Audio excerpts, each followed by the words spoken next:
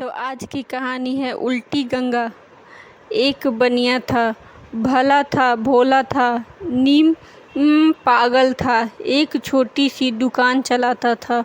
दाल, मुरमुरे, रेवड़ी जैसी चीज़ों बेचता था और शाम तक दाल रोटी का जुगाड़ कर लेता था। एक रोज़ दुकान बंद कर देर रात वह अपने घर जा रहा था, तभी रास्ते में कुछ चोर मिले। बनिए ने चोरों से पूछा, इस वक्त अंधेरे में आप लोग कहाँ जा रहे हैं?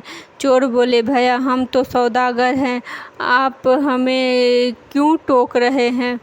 बनिए ने कहा, लेकिन एक पहर रात बीतने के बाद आप कहाँ रहे हैं? चोर बोले, माल खरीदने। बनिए ने पूछा, माल खरीदेंगे या उधार? चोर बोले, नगद ना उधार, पैसा तो देने ही नहीं है।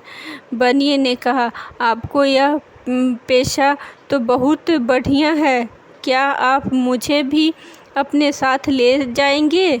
चोर बोले, चलिए, आपको फ़ायदा ही होगा। बनिए ने कहा, बात तो ठीक है, लेकिन पहले यह तो बताओ कि यह धंधा कैसे किया जाता है? चोर बोले, लिखो, किसी के घर के पिछवाड़े। बनिए ने कहा, लिखा।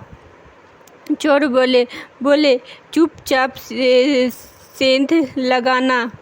बनिए ने कहा, लिखा। चोर बोले, फिर दबे पांव घर में घुसना। बनिए ने कहा, लिखा। चोर बोले, जो भी लेना हो सो इकट्ठा करना। बनिए ने कहा, लिखा। चोर बोले, न तो मकान मालिक से पूछना और न उसे पैसा देना। बनिए ने कहा, लिखा।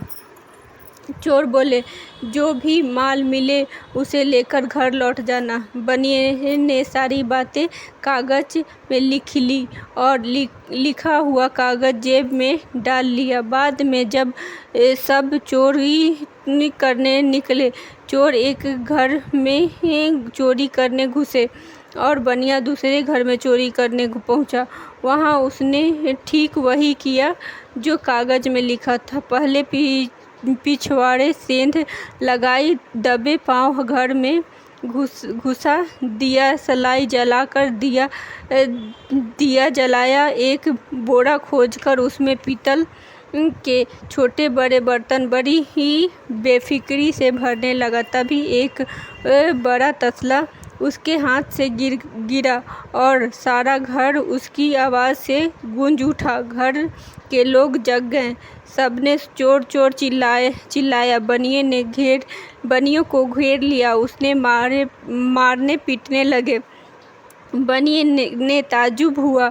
मार खाते हुए उसने अपनी जेब से रखा कागज निकाला और उसे एक नज़र पढ़ डाला। फिर तो वह जोश में आ गया।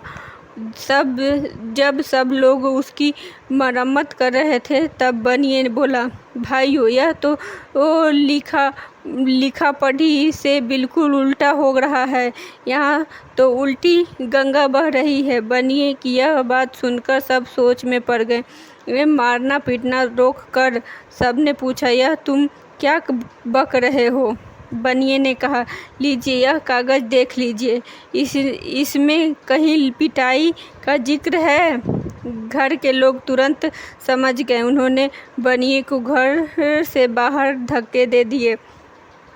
इसी वजह से कहा जाता है, बिना सोच विचार किए कार्य कभी कष्टदायक होता है।